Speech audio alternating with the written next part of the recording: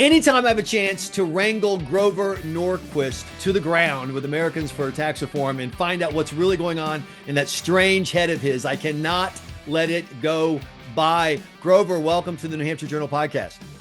Good to be with you, Maestro. Please. That's a long story. I'll tell it another time. By the way, most people don't know this. I first met Grover Norquist, having interviewed him on the radio many times, at the Funniest Person in Washington, D.C. contest. Do you remember that? Absolutely, yeah. And people don't believe Grover's a very, very funny guy, and it's not just his looks. I mean, he's actually humorous and clever on occasion. So I want to, before we get to the big picture of taxes, tax policy, and the 2026 elections, et cetera, every day I see a new tax proposal that just stuns me, whether it's Vermont trying to do, I think it's a 13.3% millionaires tax, or whether it's bizarre taxes on like paint, like we tried to in New Hampshire, or the pied-à-terre tax. I had to learn to pronounce pied-à-terre because of Mondami in New York City. Grover Norquist, Americans for Tax Reform. You guys follow taxes every day. What is the one tax proposal or movement or et cetera right now that's caught your attention? The biggest, because it's California, was California's discussion that it might put on the ballot. Hasn't happened, hasn't passed, hasn't even gotten the signatures yet. That it might go on the ballot in November to have a 5% tax only on billionaires. Okay. And the Hoover Institute out in California did a study, and turns out that $30 billion, 30% of the money they were planning on taxing has already left the state. The people with that kind of cash have walked out the door. And should they implement the tax now, it hasn't happened yet, by the way, should they implement it now, they would be losing money because of the massive exodus they have. And the challenge for California and for any other state that thinks about it is they didn't pass the law. But everybody in California and every kid in Ohio with a great idea, there's going to be $1 billion, and he wants, that's this wonderful idea. 20 years ago, that young man or woman would go to San Francisco to unveil and implement their high-tech genius idea.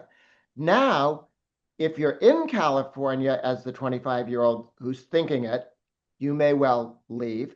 But if you're the Ohio kid, you don't go to, it's on your list of places not to go, is California. So the damage done to Maine's income tax increases and the property tax increases in Vermont and Massachusetts's increases is not just the people that you can count leaving. It's the people who don't move there. You know, that's one of the very strangest things to me is that as humans, we understand the concept of incentives, and that's, economics, let's face it, in one sentence, it's incentives. And yet when you lay that out, how many people who want that billionaires tax don't even think that? A, find billionaire, B, tax him, C, all is well. And you're like, it doesn't work like that. I mean, people can't be that dumb in California. I mean, I was born in Gardena, which is in LA. I mean, I have family in all up and down the West Coast, and they're not stupid people. I don't get it. They're not stupid. They're desperate. Their welfare state is failing. Everything they said would, if you simply spent more money on this, X would happen. It doesn't happen.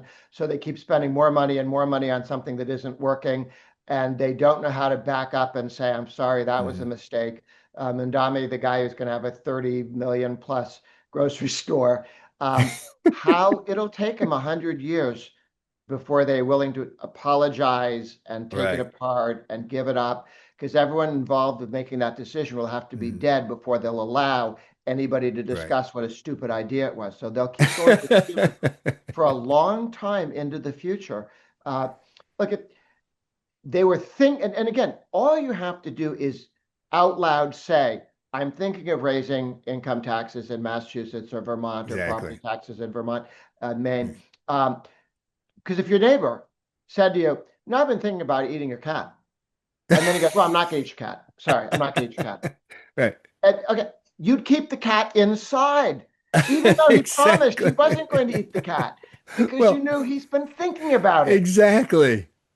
I really don't understand. So you don't go from Ohio to California anymore. That the smart person. Listen, as my wife, who's a Michigan grad, would say, the first smart thing you do in Ohio is you go to Michigan to college. But they'll set that aside. You go instead to Texas, to Tennessee, to Florida or maybe to New Hampshire, states that have had significant economic growth compared to the blue states that have increased taxes, which are supposed to, whatever, add value to the economy and make us money. And yet their growth rate is down. So when you hear people say, Grover Norquist, if we don't spend more government money, things will go wrong. Our children will starve. Our teachers will be, penniless, whatever.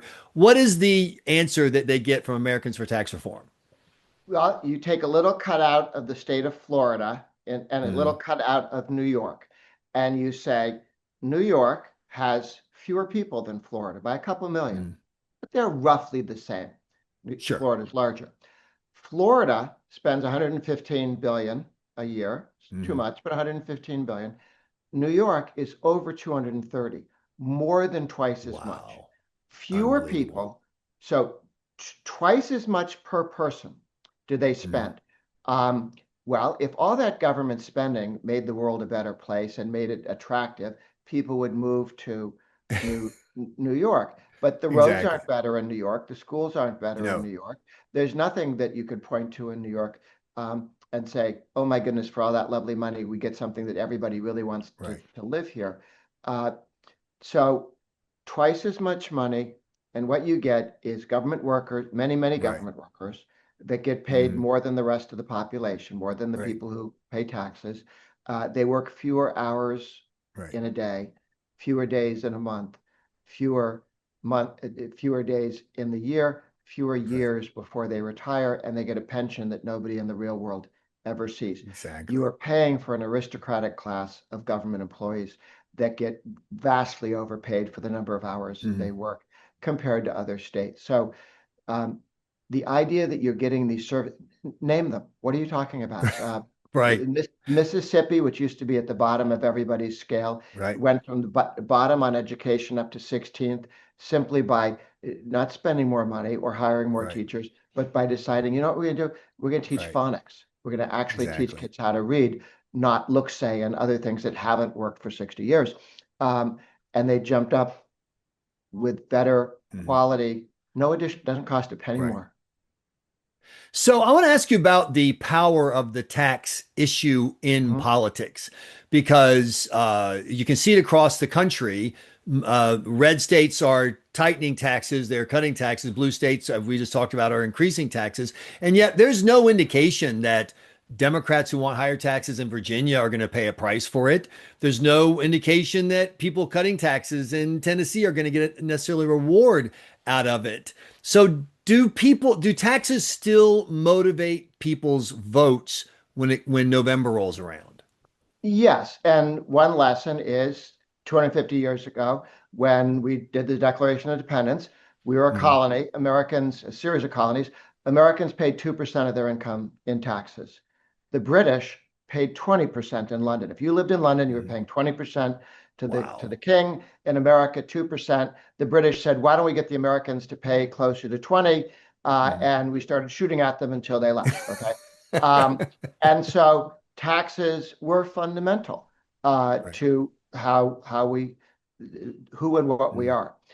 When you read the Constitution, the thing they are most clear about is who can and cannot raise taxes. They're kind of loosey-goosey on who gets to vote. They're not loosey-goosey at all on how you get a tax implemented in the Constitution.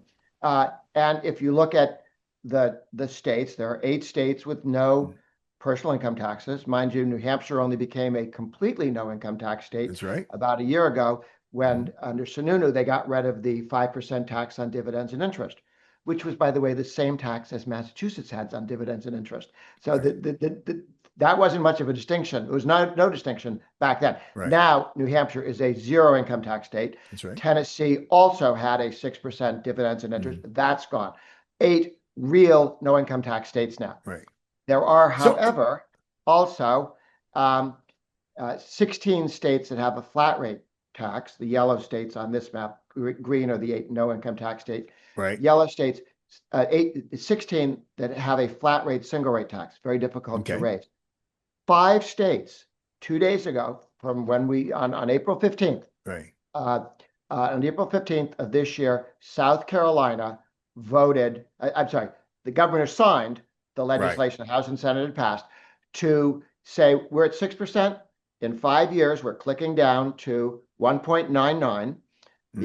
I think a lot of state legislators there run gas stations, and so it wasn't two. We're not going to 2%. We're going to 1.99, and then automatically to zero. Okay, Right. with triggers as revenue Sure. comes in. That is the fifth state that has committed itself by passing the law that says we are going to zero income tax states. We're going to be like New Hampshire. We're going to be like Right. Texas and California. South Carolina. Not California. Not California. Not California. South Right. Carolina, West Virginia, Right. Kentucky, Oklahoma, Mississippi are the five. There are 7 others where the governors, the legislative leadership has said, we are headed to zero. This is what we're going to do. Oklahoma, our friends in Missouri, the governor was just elected on a commitment to go to zero. The Senate just passed to move forward on that. Arkansas, the governor was elected on a commitment to go to zero. The legislature is working on how they'll use a trigger to get down there. Ohio has 2/3 supermajorities that want to do it. They have a governor, not quite there yet, but Vivek is running for governor. If he wins, he's committed to take Ohio to zero. So Iowa has dropped their income tax from a top rate of 8.6 down to 3.8 flat. And then they want to go on to zero. So 5 states legally en route. We don't have to pass another law. They can sit there and twiddle their thumbs all week, and it just goes to zero automatically over time. So 7 more working on it. So here's the political lay of the land that appears to be the case. In New Hampshire, you have obviously no income tax, and there has been a constitutional amendment proposed that would ban. The first one would have required a supermajority to impose an income tax in the future. And every Democrat in the legislature except 4, and remember, there's 400 members just in the House, and so that's a lot of that's like 150, 160 Democrats all said no, I'm not going to vote for that ban. So now they're bringing it back with a full ban, and they're having hearings. In other words, plenty of time for Democrats to get out front of this, and their answer is no. We are not going to support banning an income tax. We want to leave the door wide open for income tax, and they have an election this November. And they won't say this on the record to New Hampshire Journal, but off the record, their answer is Trump. We can vote for all the taxes we want. Trump is going to win all the elections for us. People hate Trump so much. He's a huge turnout machine for Democrats. And so just as he flipped the House and Senate in 2018, he's going to flip the House and Senate for us again in 2026. And we can vote. We could vote for mandatory cannibalism, with a side of, spouse beating on the table, and we'd still win because Trump is more powerful at the ballot box than tax cuts. Yes or no, Grover Norquist? Well, we'll find out. Certainly, Trump is gone in 2 years. The tax increases that the Democrats want to put on in New Hampshire will be there forever. So they're lying when they say, oh, the important thing is whether you like Trump or not. No, the important thing is what's going to happen to New Hampshire employers, New Hampshire jobs, New Hampshire young people. Can young people get jobs down the street from mom and dad, or are they going to have to go to some other state to do that? As a zero income tax state, that's very helpful. But again, that's one of 8. There are 12 en route to joining the 8. That's 20. And you can see another 5 that are very close to doing the same thing. So in a number of years, most states will be at zero. So what you'll have to do is compete on in addition to that. But if you walk away from being a no income tax state, as Washington state has begun to do, you've already seen Bezos leave, which, by the way, they had this tax. They were planning to make a bunch of money. Half the money they were planning on getting was stealing it from Bezos. He walked out the door. So now they got nothing. But what do you think? Seriously, what are you thinking when you're watching the rest of the country move towards zero or near zero income tax? You say, no, let's jump on. I mean, it would be like someone calling now saying, hello, Tehran, I want to join your side in this war with America. I want to come fight with you. I mean, it's over. You already lost. Once again, Grover, what are Democrats thinking when they keep embracing such an unpopular trend? Because the idea of saying, I'm sorry, I was wrong is so painful. Wow. And just because what it means is all the time that they were telling themselves how virtuous they were because they were going to be helping people, they have to look in the mirror and go, every time I raised taxes, every time I increased spending, I made the people of New Hampshire or Vermont or Mhm. Maine worse off. My neighbors are poorer. They are paid less. Their taxes are higher. Right. Their affordability, like a tax increase is a pay cut. A tax increase is a pay cut. When Right. you get a tax cut, it's a pay increase. Your take home pay goes Right. up. With a tax cut, when you walk into a store, everything in the store is more affordable. Raising taxes on the individual or on the business he Mhm. works for, or you walk into the store, everything's less affordable. Affordability is driven by the cost of government and Right. whether they're, and so I don't expect the left to apologize because it means they have to look at their whole life and say, I thought I was helping people and I was making them worse off. And that's a very difficult thing for somebody to I do. can't imagine.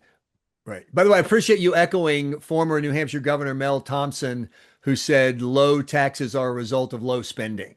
He's the Yes. one guy who put it right. I think that's probably the polar opposite of the government approach we've seen from Donald Trump, which has been cut taxes, just keep spending, and then I'll be gone and someone else can clean up the mess. Is that a pretty accurate description of Trumponomics? There's been too much of that, but there was some. They have dropped the number of federal government employees by over 350,000 people in 1 year. That's Multiply that pretty by damn 100. amazing. That's Multiply that amazing. by $100,000. That's the cash they get paid. Never mind the Right. benefits. It is a huge savings over time. And the Pentagon alone, the head of the budget guy for the Pentagon told me they have 700,000 civilian employees. They could do with 200,000 less. So you Wow. should be able to do the 300,000 people leaving Mhm. several years in a row and just bring that number down. And then the pensions will not all be paying for, the benefits we won't all be paying for, and the Right. cash uh, pay for that month, that year, we don't have to pay for. Huge, huge savings. And of course, focusing on the fraud in welfare Mhm. is an important project line. It's a little difficult for the other team to argue it doesn't happen because it's kind of been exposed. I love how you worked the huge in there. I like that. Very, very nice, Grover. That attribute was there. So let's talk pure politics. You have been, working in politics since at least the Gingrich Revolution. You've seen good times and bad. You've seen 2006, very bad for Republicans. You saw 2010, just 4 years later, very good for Republicans. How is 2026 shaping up for you for the House and Senate around the U.S. Right now? As you look at the Senate, I think the Republicans should be fine in the Senate. There are a number of Democrat seats that are in play. New Hampshire being one of them. Sununu is a great governor and would be a great senator. Not a But governor. what did I That's say? you said governor. He was a senator before, and he'll be a senator. Yeah. Yes. Okay, senator. Right. Yeah. Sorry, I know we have senator. lots of Sununus. Yeah. They've had lots of jobs. It's not your fault. We usually have like a card for our guests, like with the Sununu tips on it, Yeah. whatever. And then you start forgetting. You got to throw in like Phil Sununu and Abercrombie Sununu, the other forgotten Sununus. It's a Yeah. whole thing. Anyway, go ahead. Yeah.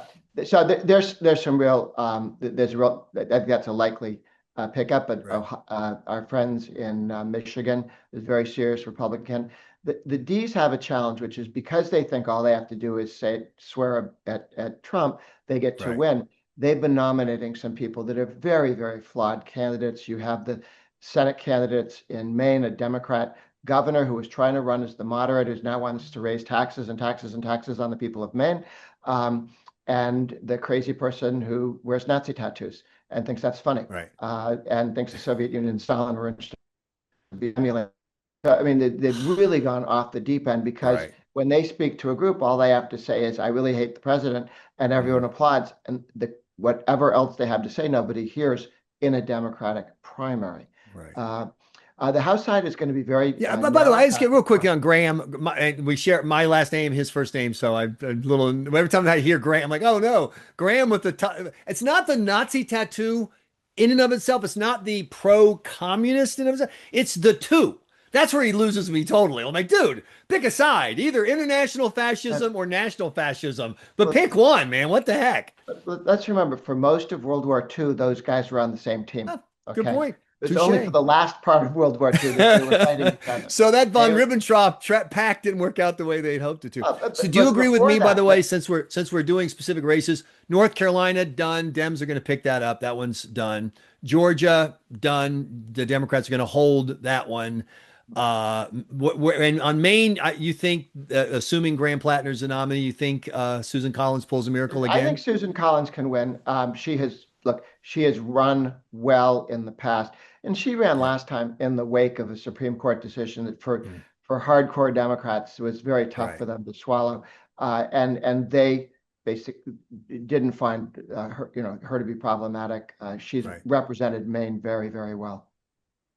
Yeah, that's the race that's so fascinating to me because she, all the polls showed her doomed last, 6 years ago, and Mhm. she won Yeah. handily. So I don't know. Michigan's interesting because they have three Democratic candidates.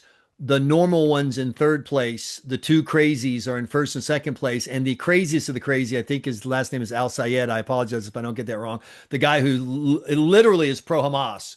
He's leading. And so if you get Mike Rogers, the former Intel committee chair, and a very normal guy who did well 2 years ago in the Senate versus could we please kill some more Jews? That seems like a pretty good matchup for Republicans. I think so. And the Republicans have done very well on fundraising. The Republican Mm. speaker just raised almost $40 million in the first quarter. I've talked to him, and every time you talk to him, he tells you the three cities he was in the last 24 hours. He is out working very hard, Right. raising money, and the Mm. president's, I think, looked at $1.3 billion raised so Mm. far. And that's gonna all go out onto the field Right. because President Trump knows one thing that because he lived through this before. If the Republicans lose the House or the Senate, the Democrats will spend 2 years not doing budgets, not doing the Defense Right. Department.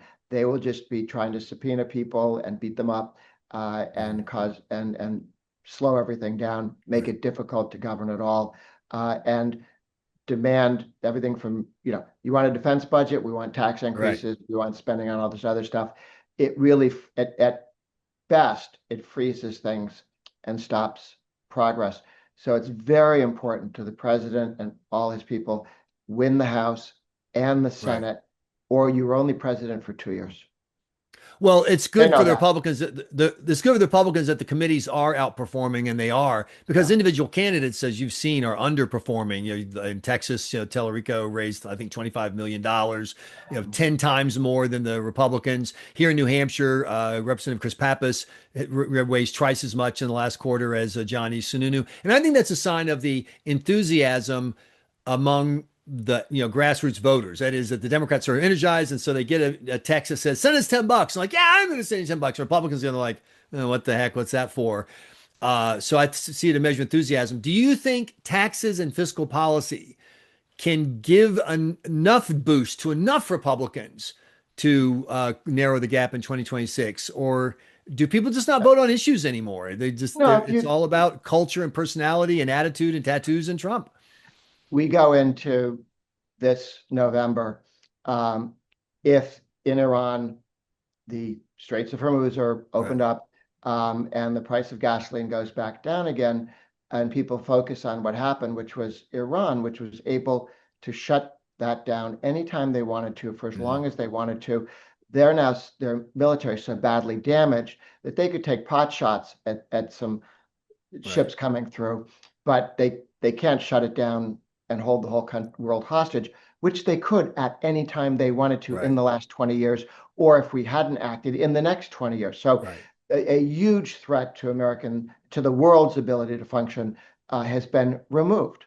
And Can so, we stop right there? Because yeah, that is so important. And look, as we record this, the news is just breaking. Who knows? By the time we're done recording with Trump, like seven yeah, new policies we'll be invading Uzbekistan for some reason that no one knows. So, but assuming that what we think has happened, which is Trump, which is Iran played their last Trump card, which is we can screw the world by closing the straits. And Trump responded with the only sane answer, which should have been the UN and NATO's answer, which is, you think you can close the straits? Watch us close the straits, biatch, because you need it more than we do. We broke their back. The threat of a strait closing is gone because everyone knows now, oh, if they threaten to close a strait, you just close the rest of it. They can't stand it. They need the money too badly. That is, it's just an amazing achievement if it holds. And I just don't think people, because Uh, Trump's involved, no one wants to admit what a big deal this is. go to Venezuela, which was involved, more involved in drug trades and trying to get the entire of Latin America to hate America, working with Iran. Right. Now they're back to pumping oil again and making it available in this hemisphere, not for China.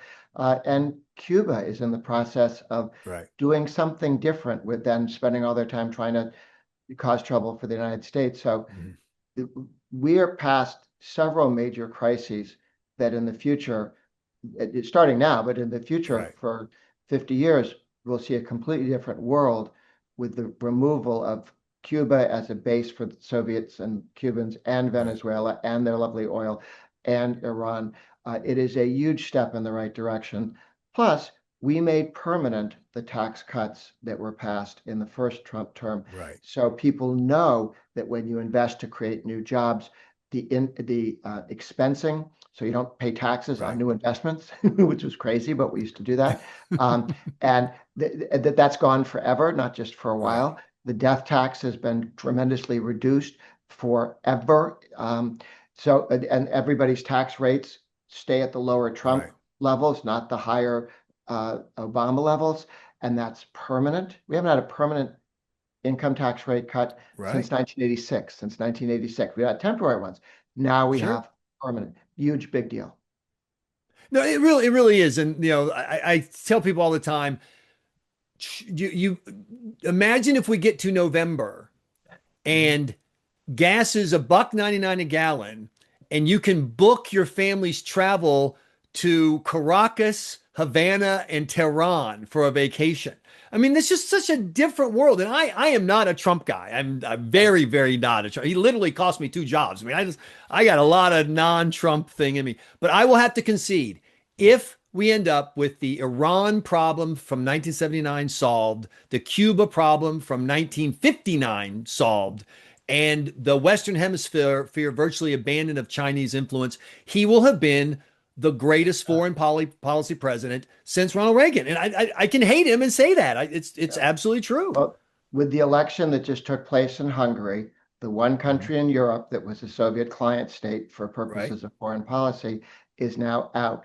And now Europe is capable of voting unanimously to continue to help Ukraine, to the point where Russia will never be able to take Ukraine. They can do damage, they can hold on to pieces of it, but their hopes of being able to take more of Ukraine or all of Ukraine are gone. And a united Europe, now, Europe is so much poorer than we are because they bought so much into the Green New Deal.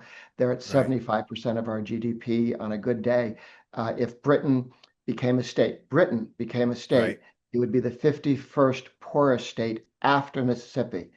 If Germany became a state, they'd be the 50th, a little ahead of Mississippi. But 3 years from now, they'd be back at 51 because Mississippi's growing and Germany isn't. So Europe has decided to smother itself with a welfare state and decided not to have energy.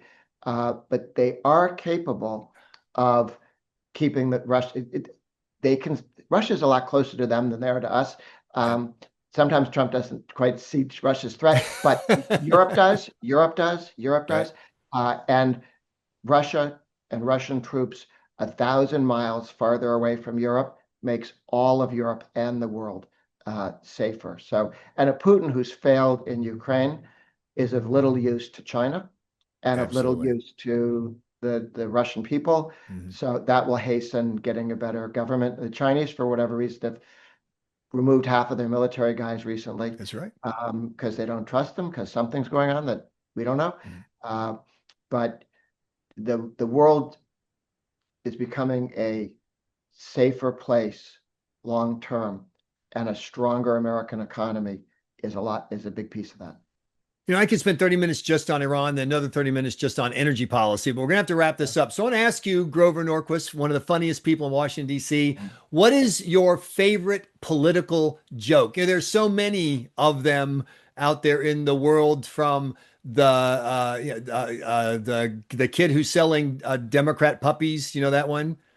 And Yes, it's yes. Democrat puppies $2, and the guy walks by the next day, walks by and say Republican puppies $5. He says, "Why are they Republicans?" They open their eyes, Yeah. and so there's a million political jokes. What's one of your favorites?